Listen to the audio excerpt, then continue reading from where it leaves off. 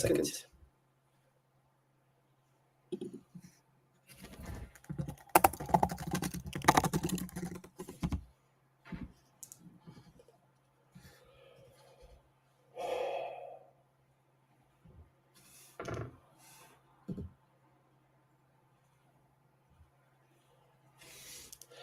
Okay, so thank you everybody for coming today. Today we will discuss the stakeholder objections and how to secure a stakeholder buy-in for your UX research. In a short moment, I will be joined by my colleague Tadash, who will tell you more about the survey that we conducted among our community. So before we get into it, few things about me. My name is Marek. I will be the moderator for tonight, and I have started as a full stack developer in UXweek, and right now I'm UX researcher, and I take care of the customer success of our enterprise level clients. Tadash will be speaking shortly as our growth and marketing lead at UXweek.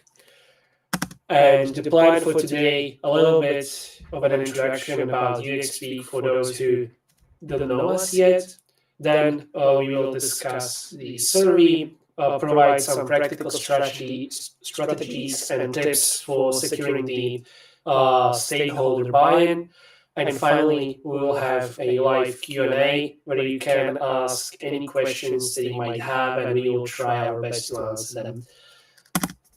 So first, a little bit about UXweek. UXweek as a platform meets two main goals. It's a UX research platform, which is basically a one-stop shop, offers you tools for all the stages of your UX research, starting with organizing content, with card sorting and tree testing, when you are just figuring out the navigation scheme of your website or your application. With the empathize with your user section, you can reach out to your users, current or future, to learn more about their preferences, biases, and opinions using our preference test, 5-second test, and our survey tool, which we also used for our survey. And you can also use our session recording to learn more about their nature and behavior on your website. Furthermore, you can also test the usability of your products with our tools. We have dedicated tools for testing mobile apps, prototypes, websites. And we also have our first click test for more rudimentary and focused usability tests. And finally, if you want to schedule an interview with your users, you can do so using our live interviews tool. We have study interviews, which are focused on a specific research approach, and the freeform interviews, which are focused on just discussing your priorities with your users, and the freeform interviews are not bound to a specific tool. The second portion of our platform is the recruiting of the participants for these studies.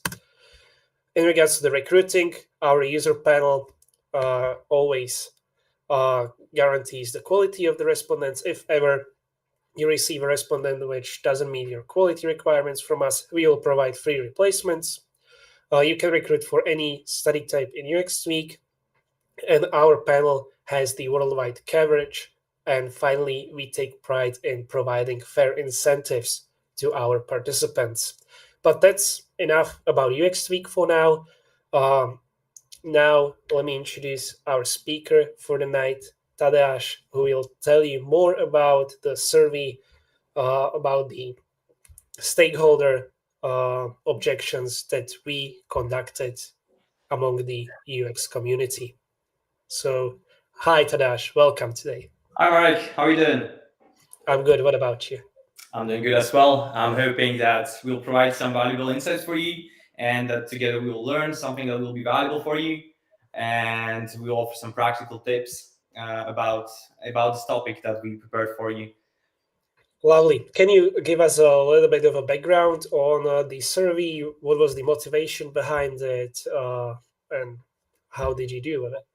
Yeah, sure. I mean, as we all seem like probably some of you are researchers here, or you maybe have some designers or PVDRs. what actually happens in the real world, that we don't live in the perfect world. We don't have huge budgets, we don't have huge teams, and we are facing some objections. So even though that we are usually seeing, and even that was the case with our clients, that UX is maturing in recent years, there are still very serious resistance from stakeholders, and getting the buy-in and proving the value of user research to higher ups can be a real challenge. So we really wanted to dig deeper into this. We wanted to find out how UX professionals from different companies are dealing with these issues, what kind of strategies do they use to push through this. And so that's why we kind of designed the survey, and actually came up with this report that we will be talking today about. Here we basically asked the UX communities that we are part in, also our customers and subscribers, about their experience. So the survey was distributed, as I said, in the UX communities, on our social media accounts, and our own customers. Great. I think that everyone who has ever partook in UX research have met with objections or pushback from stakeholders. So I think anyone who joins us today can learn something from this, and I will not hold you back anymore. So the stage is yours. Yeah, thank you, Marek. All right, so maybe a little bit more information about the survey itself, so you have some context what we did.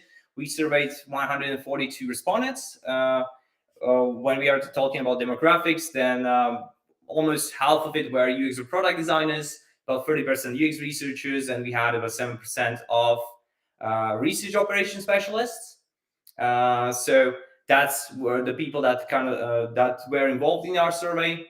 Regarding the years of experience, you can see that on the screen, but basically most of our respondents had between 2 to 5 years of experience, followed by a significant portion of people with 5 to 10 years, and smaller but definitely notable group with over 10 years of experience. So we definitely had some UX experts that really have years in the trenches. Switching on, basically what we wanted to learn and what we asked in our survey is what stakeholder objections UX professionals are facing the most often. What are the reasons for these objections? Which of those objections are the hardest to overcome for them? And strategies that have worked for them. So this is basically the reason that we are here. We would like to talk about the strategies. Definitely, if you have some experience with that, I mean, you can definitely let us know in the chat. I'll also remind that if you have some questions, feel free to just ask them in the chat, and at the end, we will go through them. So regarding some statistics, what we found out from our survey is that more than half of our respondents said that they frequently deal with resistance. So rating it 5 or higher on the 7-point Likert scale. And the top or most common objections faced were the product schedule impact, budget constraints. Well, that is not surprising, I would say, and resistant to change, which I found actually very interesting. And what also was very interesting to learn was that the resistant to change was rated as the hardest to overcome.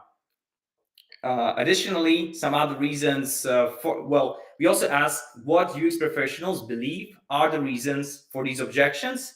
So what they mentioned is that the most common reasons, or what they believe it is the lack of understanding, time pressure, and organization culture. Additionally, we also had the budget focus or some competing priorities. Also, there is a skepticism of results, or even lack of some previous success stories, right? So that's very important. We're going to talk about that as well, and as well like poor communication. I think this is what happens within most of our teams. The communication usually can be improved quite a bit. So we published the whole report on our blog. So if you will be interested, there's going to be much more stats. We even actually got some information about the type of company the UX professionals work with, the size of the company, and then we actually analyze this data, segmented it according to this, so we can compare like what are the objections that you'll most likely be facing when you join a startup or corporation. How does it differ? If there are some similarities. And so yeah, you can learn all about that in our report. But here or today, we'd like to more talk about the qualitative part of our survey, where we actually collected some of the strategies that could help you get buy-in for UX research. So the first tip that we have for securing the stakeholder buy-in is involving your stakeholders in research process. So why is this important? As we said, the top 3 hardest to overcome stakeholders' objections to UX research, where one of the top ones is the resistance to change. So one of the tips we can do that, or how to tackle this, is actually involving your stakeholders in your research process. Is to actually involve in the research process, as I said. So stakeholders often underestimate the value of research and think that they know what the user already wants, but then the main goal is still product success after all. So even though the first time they may see something or they see the user struggle, they might blame the user. We've seen this happen many times, I believe you did too. But hopefully by the second or third time, they begin to accept that, well, this is actually our fault and we should do something about this. So here we have a quote from one of the answers is that, as I said, like the first time your stakeholders might see a user struggle, they will blame the user, but hopefully second or third time they begin to accept that the user is not to blame, but the design fails to meet the user's mental models, needs, and or expectations.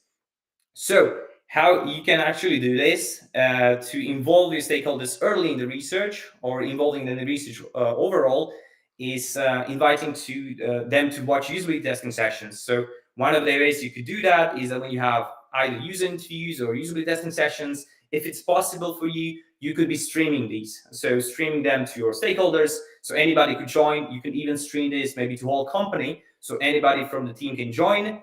This will then make it much more easier for you to then explain the value of your research. Additionally, you can also bring them as observers to the research user interviews. And if it is not possible for your stakeholders to come to the research sessions, what we would recommend is actually sharing some clips, like creating some highlight reels or getting some quotes. So definitely making stuff visual helps a lot. And also you let the users talk to themselves, actually talk for themselves. So you are showing what is happening, not just you talking about it. We have a great quote from one of our conversations in our UX Research Geeks podcast with a Konstantin Escher, who's a UX researcher. And he said that what he did was actually stream user interviews live for the entire company. And what happened as a result, stakeholders started to join in and having conversations themselves. So they started remembering user quotes and trying to understand the user struggles on their own. And he said that basically there was no need for him to sell research anymore. They understood everything themselves. So this could be one of the tips to do. Additionally, if that's impossible, as I said, sharing clips, highlight reels, user quotes, this can make or reinforce the impact that definitely happens. So as we said, another very prominent objection that was happening was that, well, budget, right? So everybody has tight budget. So when the budgets are tight and stakeholders don't see UX research as a necessity, or maybe like just a cost, it may seem easier to just give up often. But we believe there's still a way to work with this, and that's by starting small and then scaling up. So beginning with smaller, quick research initiatives to demonstrate value. So you could be proposing some cost-effective methods like intercept interviews or quick usability testing. And the goal here is to show some immediate result with minimal investment. Additionally, there are definitely ways that you could show or do some quick wins without even conducting some research yourselves. That could be like looking at implicit data, so like analytics, or going through some secondary research, or just like industry practices. And then you can implement those, showcase how improve the user experience, so benchmarking the current user experience with the one that you are proposing now, and then using those results to advocate for more extensive research. So again, we have interesting quote from one of our respondents in the survey was that he recommends very slow and gradual, careful engagement, where you can get across that you're working with the stakeholders and not for them. So, so as I said, like showing results or some quick wins with minimal investment. And that could be done, as I said, with some intercept interviews, quick usability tests, or even some like more methods that are easier to implement. So like 5-second test, first click testing, some concept testing, things like that, or even some guerrilla testing, as I said, implicit data or some secondary research and best practices that we have in your industry. Okay, next app. So small insight to advocate for more extensive research. That's the tip we would like to leave you with. And another big thing to get your points across, or to actually get the stakeholder buy-in, is talking in the language of your stakeholders. So not only do you need to align your goals or the research goals with the goals of the business and stakeholders, we will talk about that just in a minute, but you also should talk in their language. So this often means talking in the business language and connecting your research directly to business outcomes. So one of the ways you can think about this is connecting your research to business outcomes that can be represented by metrics such as acquisition, activation, retention, referral, or revenue. We are also going to link a very valuable resource I would recommend reading is from Nikki Anderson. It's an article about how to tie your research goals or your research to AARRR metrics, so acquisition, activation, retention, referral, and revenue. This is something definitely that your stakeholders will be much more likely to listen to. And what I will mention here is that each company is in a different stage, and they're most likely are caring about a different metric right now. So from your stakeholders interviews that we will talk about again later on, but you should definitely do those, you should figure out what those metrics that your stakeholders care about are, and then focus on those. So for example, for startups, it could be while you're starting out, so your focus will most likely be acquisition and activation, right? So activating your users.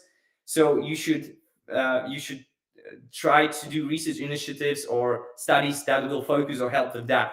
For bigger companies, there most likely will be your focus on maybe retention and revenue. So the key is to speak the language of your stakeholders, get familiar with how they talk, what they mention, what kind of metrics do they talk about, and then present the potential cost savings or revenue increases in terms that your stakeholders will understand. So this could be like reduced churn or increased sales, and also depending on who your stakeholders are. So the goal here, as I mentioned before, is to explain how research helps to achieve business goals.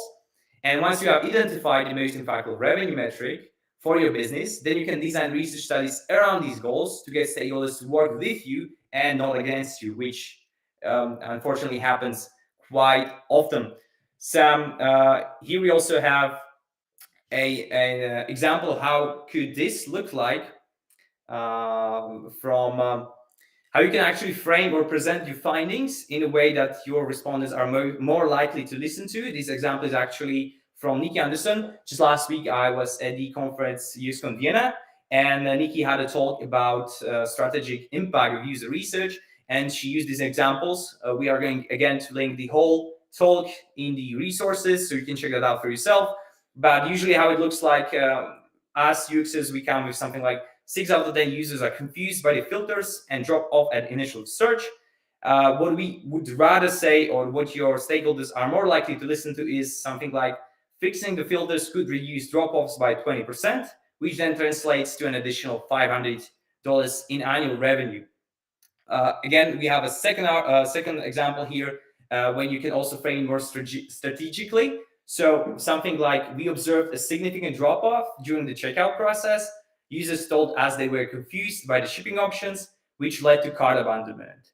We could frame this as, to meet our goal of increasing online sales by 20%, we need to address a key barrier. That's 30% of users are abandoning their carts during checkout, confused by multiple shipping choices and unclear pricing. We estimate a monthly revenue loss of $500,000, and by simplifying shipping options, we would recover these lost sales, potentially adding $6 million in annual revenue, directly supporting our sales growth target. So this is something that definitely your stakeholders will be more likely to listen to. So just some additional tips that our respondent mentions in the survey was presenting a detailed cost-benefit analysis, calculating ROI for strategic research projects. So definitely tying that, starting to track the financial outcome of your research, and then using case studies that illustrate return on investment from other research efforts. You can also maybe find some other industry-related cases, or you can also look for competitors, how they do things. this can also help you to then communicate your point across. So regarding the delivery methods, how to actually deliver the insights that you find, what I would suggest you is you should try to find the delivery methods that suit your stakeholders the best. So I suppose most of you are very familiar with the standard presentations, some reports, maybe workshops, which I would definitely recommend, or maybe like one pages, things like that. But you can also, or don't forget about the power of more informal methods, which would be like sitting down with your stakeholders for coffee, building this one-on-one trust. And you can also do things like creating a Slack channel where you search or where you actually report, or you usually actually communicate this kind of stuff. Other things could be like running your own newsletter, or like having a dashboard with the information that would be helpful. So I would also mention recommending debriefing. So debrief your stakeholders often. So for example, after each round of testing or research, and you can send an email, as I said, or Slack message with an overview that talks about the most important observations. And this will help you to actually get that, or to get your stakeholders connected to your research. And I would recommend communicating quickly and not reporting too much info. So it will be helpful for your stakeholders. So another concern that we have is you can address budget concerns with suggesting some alternative research methods. We briefly touched on that before. So when full-scale research isn't possible, you can lean on more cheaper alternatives. So our respondents in the survey suggested looking at analytics that you most likely already have, so like Google Analytics or some other like session recordings if you have those. Also, a lot of valuable insight can be found in call centers or customer support data, so emails or messages, tickets that you get. And you can also implement some behavior tracking tools, or you can send out some surveys. They're not definitely the best method here, but when the budget is tight, we have to definitely work with that.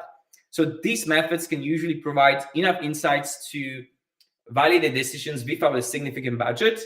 And you could also tap into things like guerrilla testing or find alternative ways to replace full-scale research studies. Here I would come back to the tip or strategy we had before, that was starting small and then scaling up. So you can use this so-called taste test approach, where stakeholders can quickly see early results, and even small informal tests should be enough to challenge some of their assumptions about users. And as one of our respondent mentions, people need something to look at. So when it's challenging to get started, when there are too many stakeholders, they recommend first running the study to get a benchmark and then solicit input. So as again, this is basically what I was already talking about, as one of our respondents mentions in the test. So, all right. So another tip that we have is include your stakeholders early in the research process and even in the planning phases. So what we would recommend here is to plan ahead when possible. So our respondents mentioned that planning together with stakeholders and introducing research to the roadmap from the very beginning is an effective strategy to deal with research postponing deadlines. So latest research on even maximizing research impact in higher education names early identification, categorization, and engagement of stakeholders throughout the research process as one of the most effective strategies for getting buy-in. So as one of our respondent highlights, you have to get to know about project in early stages and incorporating research into roadmap. So it's all about this proactive approach of researchers and getting the information that some big project is coming through some personal connections with the organization. So step one is to build this connection, and step two is your ability to sell research to the decision maker. So definitely you have to identify who that is, and you have to then be able to sell it to him.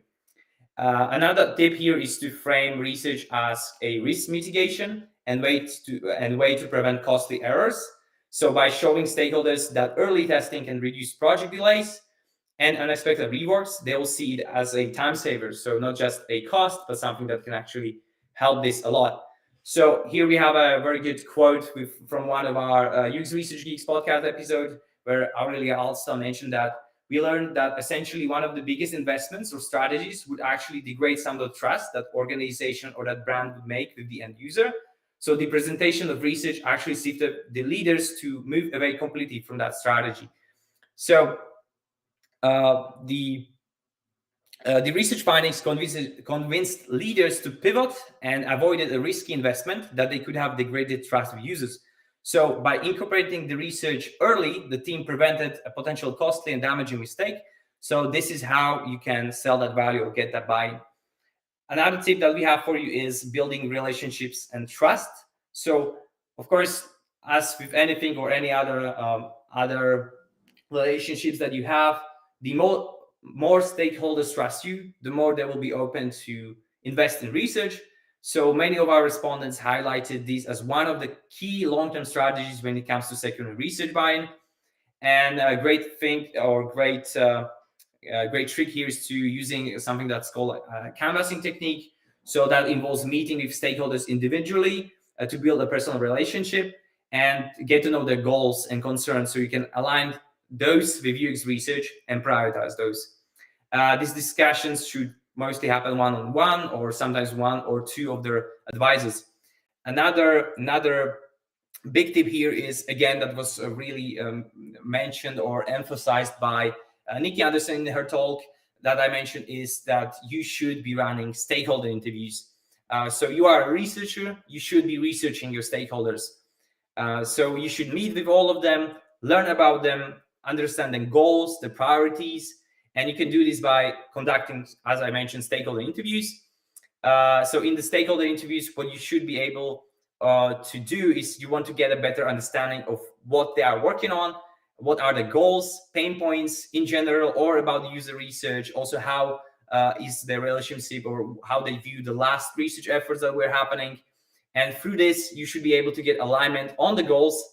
And all of this should be happening before your research projects. So with stakeholders interviews, what we would recommend you to find out is, who are your stakeholders? What are their main goals? What challenges do they face? And what metrics do they care about? And you can use this information to tailor research plans and communicate insights more effectively. So apart from stakeholder interviews, you should hold debriefing sessions, some workshops, and as we mentioned before, don't forget about those informal meetings. So sitting down for a coffee or lunch, I guess you will be definitely meeting some resistance. People might not want to come, or they don't have time. What I would suggest here is to incentivize the people. So again, as any other research projects that you are part of, you have to incentivize your participants. So here you can do the same. So you can offer things like free coffee, lunch, or something like this. So this could help you to actually get stakeholders aboard. So just to kind of wrap it up, definitely work on regular updates, UX workshops, and include your stakeholders in the research process. Another tip was to demonstrate value with some case studies and success stories. So here, one of our respondents mentioned that you should sell the value of research with past examples of case studies and present it in appropriate format for the senior management. So this could be something like executive summary format, which could be something like this. So you have an objective where you want to briefly state a goal. You then work on or mention key insights, so highlighting 3 or 4 critical findings that your research brought. Then the recommendations, so what you actually recommend that is supposed to happen. So you should provide actionable solutions to address the issues that you found out. Impact, so explain the expected improvements and or the impact that your findings will have on the company. And then next steps, so outline the immediate actions for implementation here. So as mentioned, these were all the strategies that we put together for you. I hope they were useful for you. As we mentioned before, we have the full survey report at the link. It will also be in the description. We also created a little cheat sheet for you where we actually go through each of the objections that we found out, and we mention the strategy to actually overcome this and explain what this should work. So you can definitely check that out. Additionally, I picked some resources for you that you can learn more about this topic. So as I mentioned, or we use the example from the talk by Nikki Anderson, you can find out online. She published it, and she also added a follow-up article where she tackles the question that she got at the talk. I highly recommend reading it. Definitely check out our survey report, and we also have some additional articles that we recommend to read if you want to dig deeper into this topic. So definitely here are the links. We'll also put that in the descriptions of this event, and we'll send it afterwards with the recording, so you have that ready and you can dig deeper into this topic. So that's it from my side. And yeah, if we have some questions, we will be happy to answer that together with Mark. Okay, Tash, thank you so much for your presentation. I think that anyone who joined us today learned a lot about some of the typical cases of researcher setbacks, researchers and the stakeholders' pushbacks, and how to deal with them. If you were to pick one of the findings that came from the survey, what would be the one that surprised you the most? Mm-hmm. What I was interested to learn is that with increasing UX experience, actually people found that it was harder for them to overcome resistance to change. So I found that very interesting that when people actually get more senior, I suppose they understand more, and now they're seeing much more impact or much more pushback from stakeholders. So that was very interesting for me to learn about that. And there are definitely a lot more insights in our report. You can check that out. I would recommend you to do so. There's definitely some other tips and things that can be important. And what you can also do is that you can find the data or statistics for your current company. So you can find if you are working in a startup that is, I don't know, has this many employees, then you can see, hey, these are the most often objections that people face. These are the hardest to overcome. And then there are some strategies to overcome those. So I would recommend taking a look at that. Yeah, maybe the pushback from the stakeholders with the increased seniority of the researchers might be connected to the fact that the more senior researchers usually come into contact with the stakeholders directly, whereas the more junior researchers usually need to go through their team leader or through senior researcher, and they are maybe not so exposed to the direct pushbacks from the stakeholders. Might that be the case? Yeah, definitely. I mean, what I would also maybe, what I think, or I could expect is that when you're more senior, you actually challenge your stakeholders a lot more. So that's when you're actually facing the resistance to change, right? Or you come into these conflicts or discussions. Hopefully, discussions, not conflicts. So yeah, because your opinion gets heard more when you're more senior, and the more your opinion is heard, the more and more conflicts or disagreements you will be taken into. But what I found important was the fact of introducing or integrating the stakeholders as soon as possible with the research process, because if you present the research as a done thing with a whole structure to the stakeholder, they might see it as something foreign, something that they have no relationship to. But if you allow them to participate on the building of the structure of the research itself from the very beginning, they will have this relationship to the project itself, and they might then be more open to providing more funds to the research, etc., because it's their project now as well. It's not a project which was presented to them, but it was a project that they participated on. So that might be a neat trick as well. Yeah, definitely. What I would suggest, like what often happens, and I would say this is a bit sad, is that we often have the feeling that as a researchers that you are sort of the advocate for the user and the stakeholders are your enemy, right? So you should it definitely would be good that you should work together, not against one another. So yeah, definitely that would help out. So basically sitting down with them, or maybe also coming with an exact like you should, or I would definitely recommend that you come with a UX research roadmap, right? So we want to do this kind of project. These are the deadlines. These are the budget that we need. And if they say or have objections like, hey, we don't have that much budget, you can always address them, right? And another thing that I would also suggest is try to proactively address the objections they might have, right? So as we mentioned or show you in the stats, they will definitely talk about that, hey, we don't have the budget, we don't have the time. So you can address that beforehand, right? Hey, okay, so we don't have this much budget, but okay, we could do, let's say, 5 user interviews, 30 minutes each, just once a month, let's say, for starting out.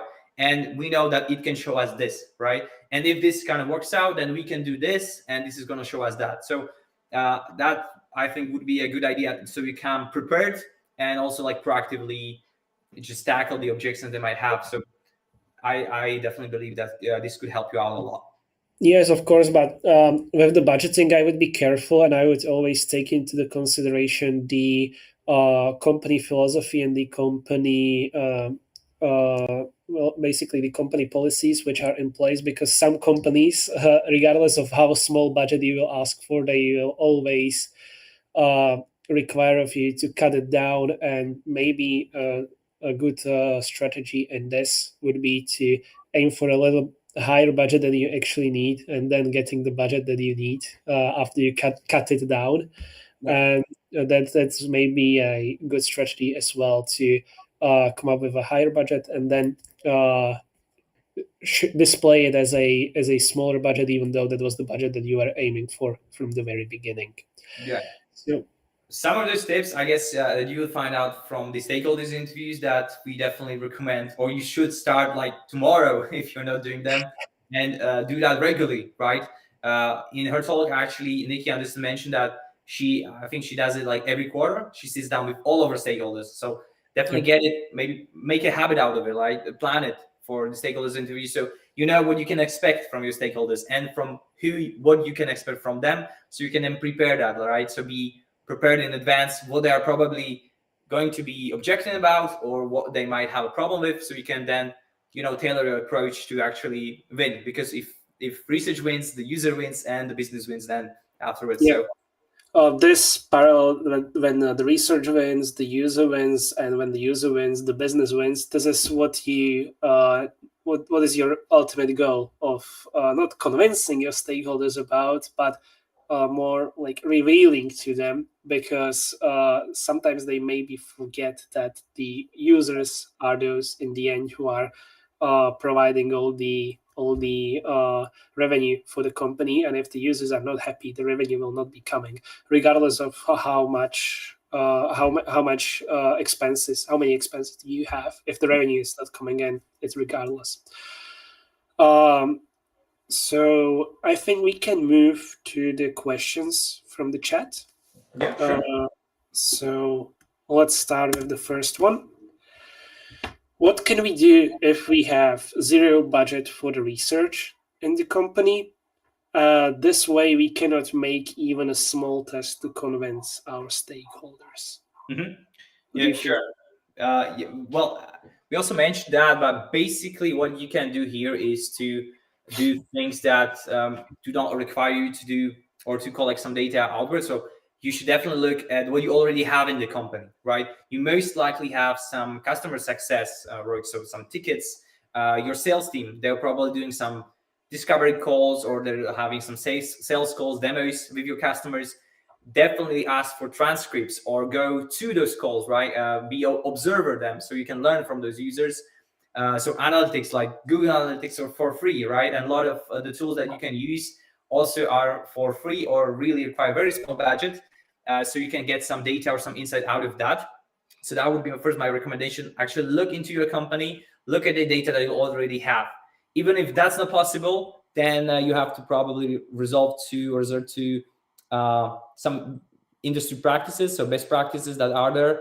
And then also secondary research can be often powerful, right? So you can look into your industry and you can look at the already existing insights or reports that exist, and then you can take that and apply it. Also things like heuristic analysis can help you out.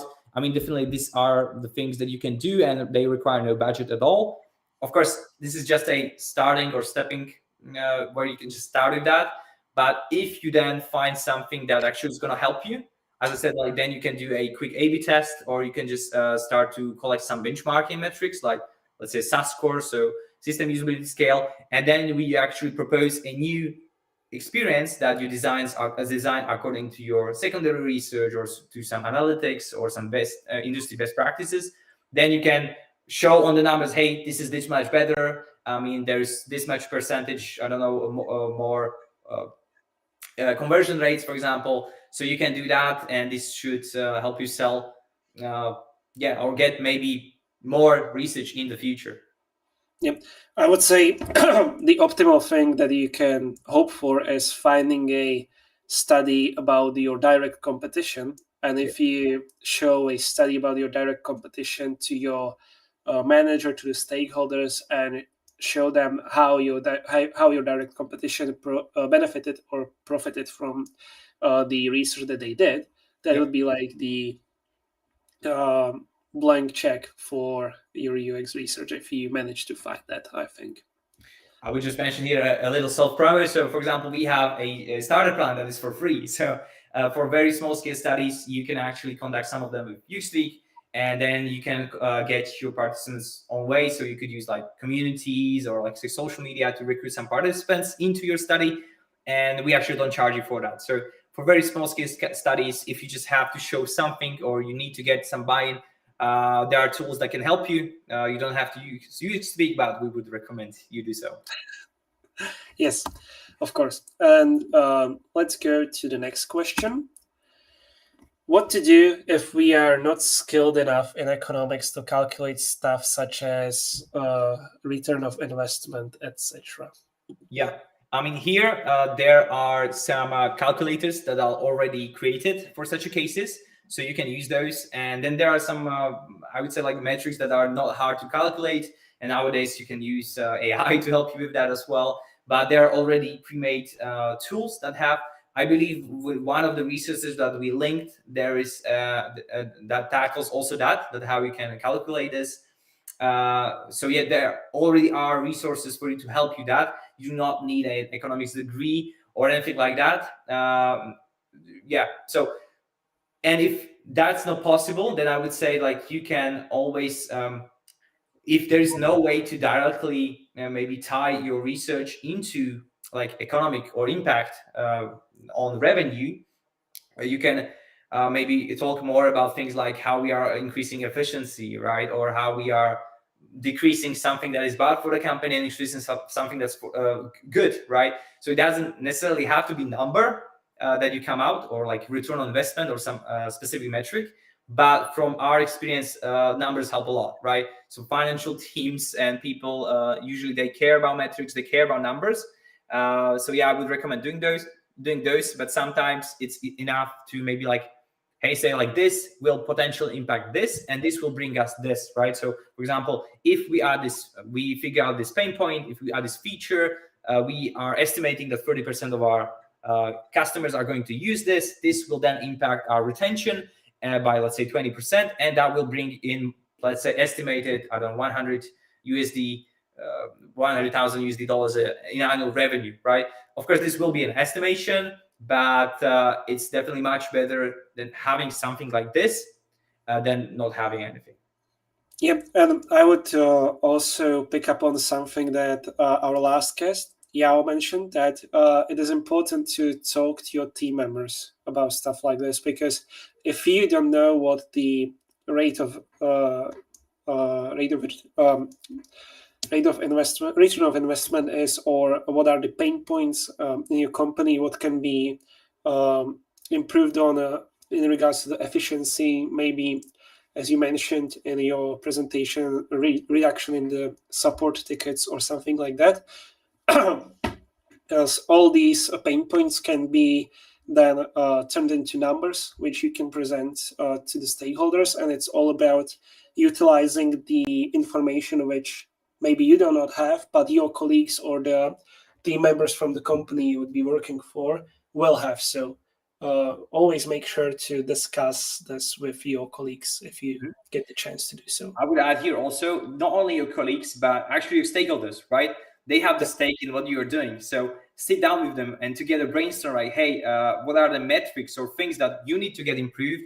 How could we measure that, right? So just sitting down with them, brainstorming that can definitely help you out. Like you don't, I mean, nobody expects that you know everything, right? But you can sit down with people that know something and you come up with a solution. And of course, if you brainstorm it together, they will be much more likely to then actually help you invest in that. Or they might even become your champion in the company that will advocate like, hey, we need to do this because look, it's going to improve this and this is very important for us.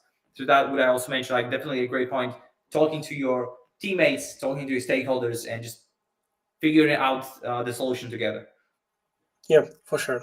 So for the next question, we have: would you say that being in a remote position possesses additional challenge when interacting with stakeholders?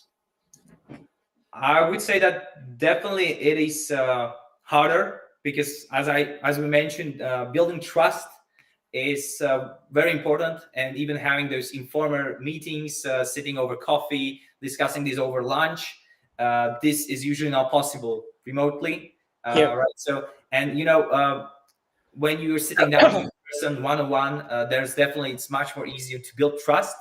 But if you're remote, what I would suggest is focusing on really getting something, let's say something right, right? So just making sure your project, let's say ideally your first project, is successful, right? So you need to show that you know what you are doing very early on, and this will help you much more to then show that, yes, I know what I'm doing, and this can then help you build trust, right? So think of this way, that you need to buy yourself the time with like a quick win, so you can then think more about strategic research or other stuff that you can be doing. So I would mention that then focus on definitely doing something or having that quick win, showing something that you can do this very well, or even like coming out with case studies that you did before, or things that you found from other companies and competitors, things like that. So, but yeah, overall, I would say that definitely it's a bit more difficult, but I would say it's still possible to do this. Yep.